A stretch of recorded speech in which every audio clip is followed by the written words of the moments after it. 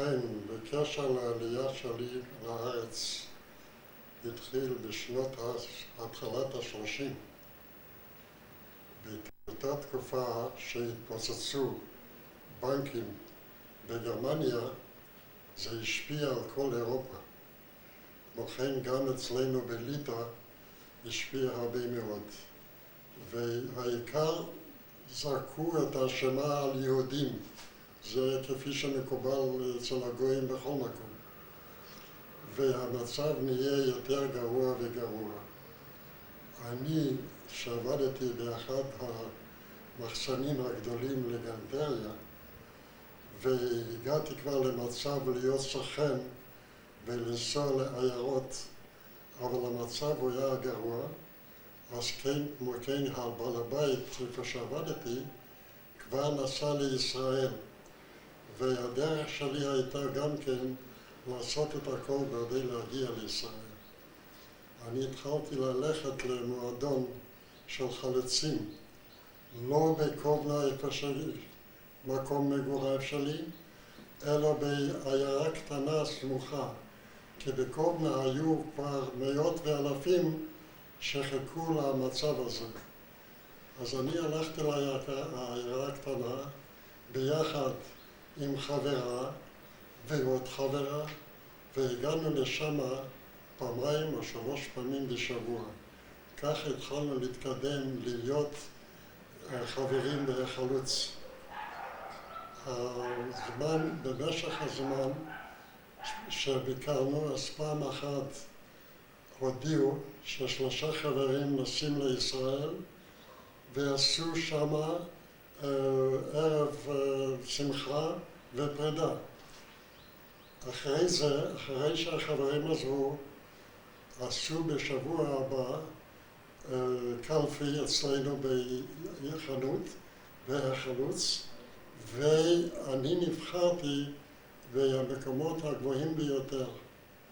זה היה בשבילי קשה מאוד, כי אני כתבתי מכתב עם סקירה על כל הנשף הזה, וזה גרם שיבחרו אותי בראש הוועד.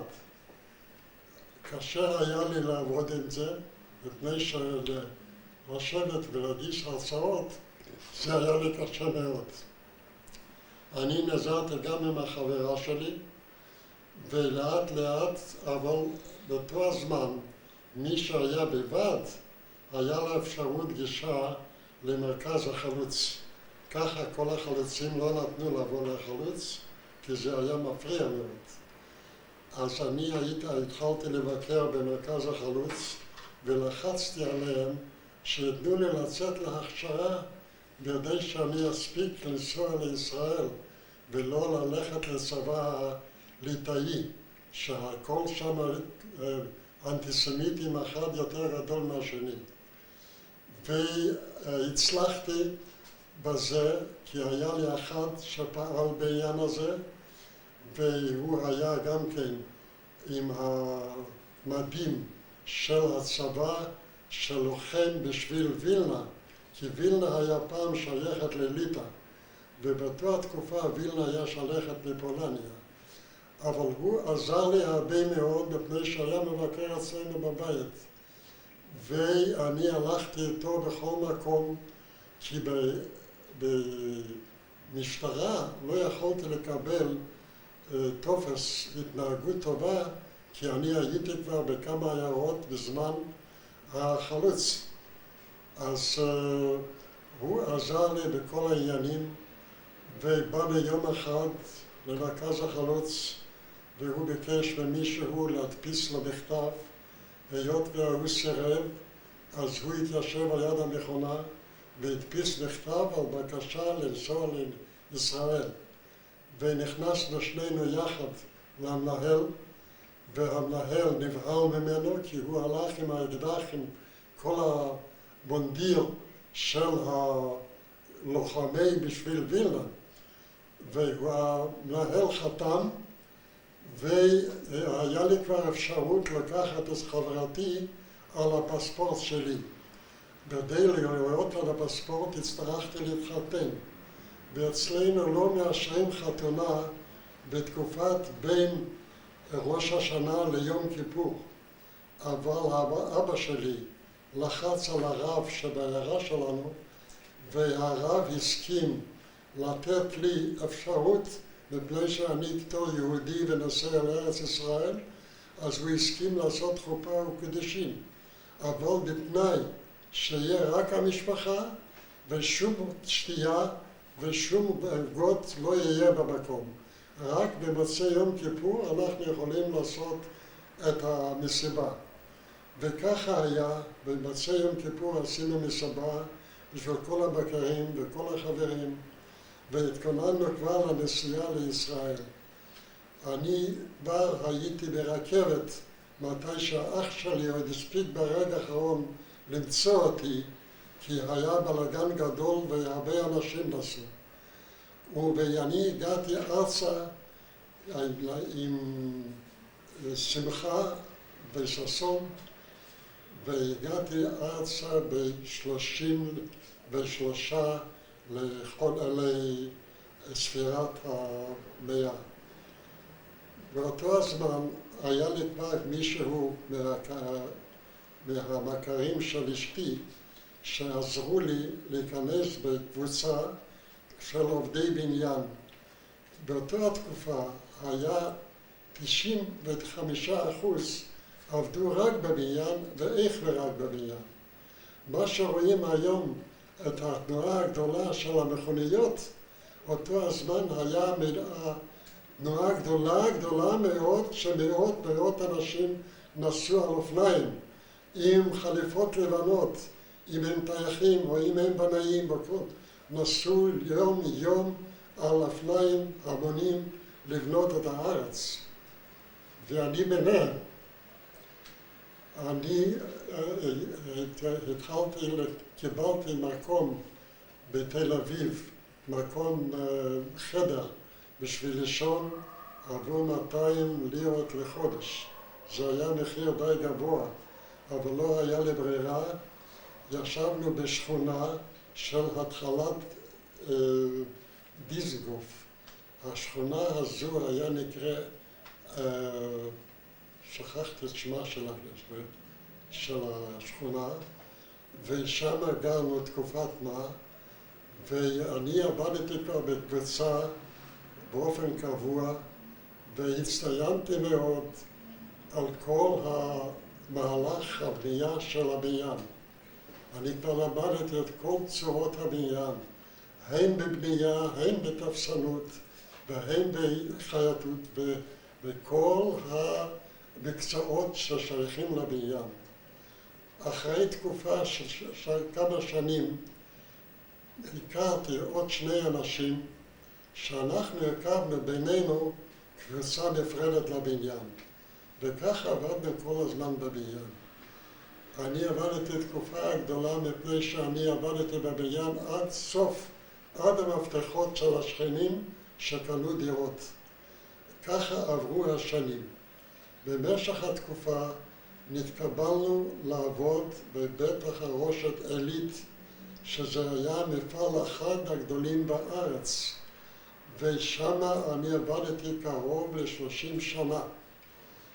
הן בחו"ל, ב10 שנים עבדתי בנצרת עילית, ששם היה גם חלק מהמפעל הזה. אני עבדתי שם במעל 10 שנים, ולמדתי את כל המקצועות והכל מה ששייך לבניין. והייתי מנהל עבודה וגם כאילו קבלן עבודה, ועבדתי עם חלק גדול של ערבים, שבנצרת עילית היו אז מעט מאוד יהודים, והיהודים מצאו להם מקומות שונים בעבודה ולא ללכת לבניין. אז אני עבדתי שם כל התקופות וכל הזמנים, עד שהגעתי בחזרה לתל אביב, ותקופה קצרה עוד המשכתי לעבוד.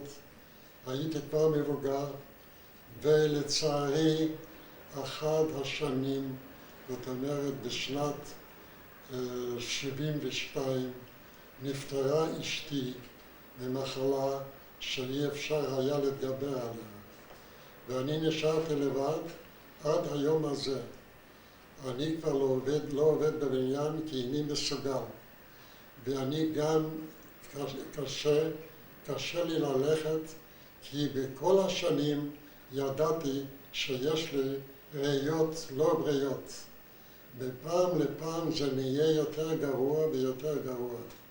עכשיו אני יושב בבית שאני בכלל לא יכול ללכת החוצה. הדבר היחיד מה שאני מקבל עכשיו זה שאני קשור למועדון לקשישים.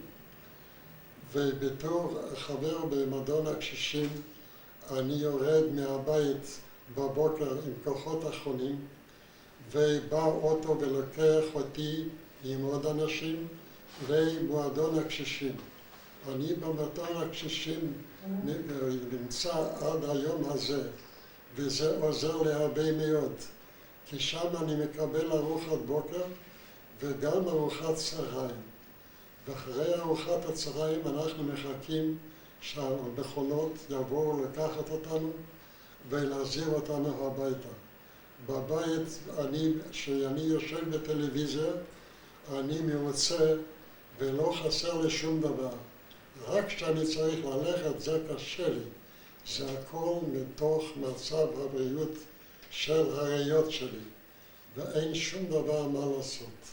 אני מבקר כל 3 חודשים אצל רופא ראיות, רופא טוב, והוא בודק אותי וממשיך איתי לעבוד כל הזמן, ואומר לי תמיד בעוד 3 חודשים לבוא לביקור.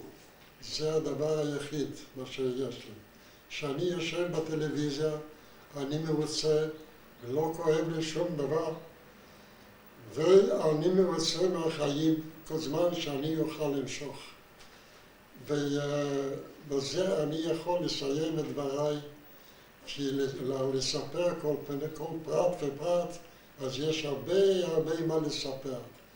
אבל אני לא רוצה לעצור את מהלך החיים, ואני נשאר בבית יום יום, ואני מרוצה מחלקי מה שיש לי. יש לי בן טוב שמטפל בי.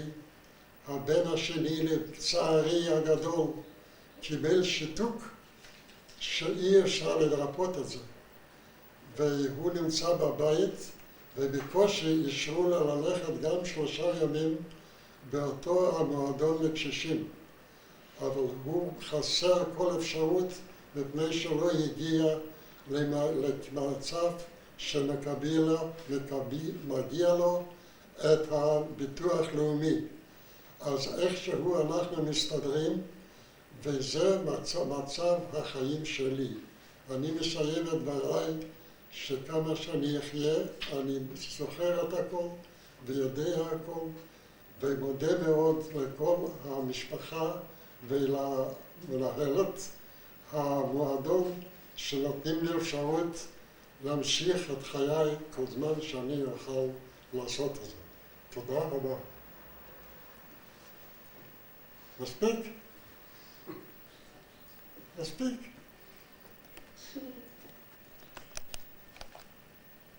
כן, אבל לא סיבה.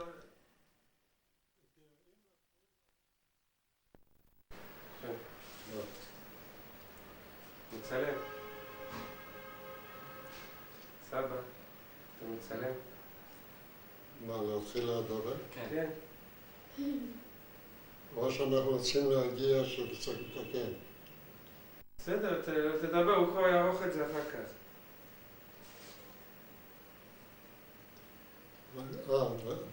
גם לא עכשיו להגיד את זה? כן, הוא כבר יחבר בין הקטעים. יש לי בן, בת ובן. הבן הגדול לצערי קיבל שיתוק והוא חוסר כל דבר. הוא לא יודע לדבר ונמצא במצב גרוע ביותר. יש לי בת שתחיה, בת נהדרת שעוזרת לי כל תנועות החיים. ויש לי עוד בן צעיר שגם הוא עסוק מאוד בעבודה שלו, עובד במקום מרוחק, אבל מה שהוא יכול הוא עזר לי בכל צעד וכל צעד ושער.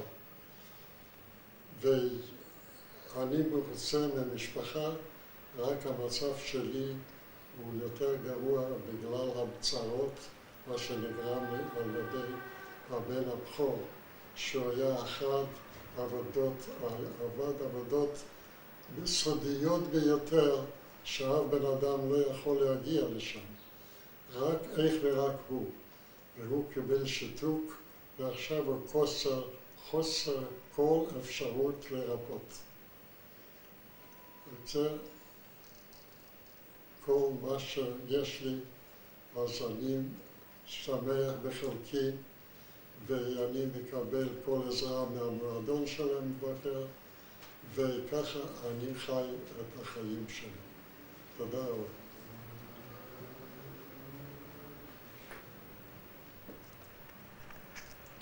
זאת אומרת, החלק הוא יוצא וזה ייכנס. כן.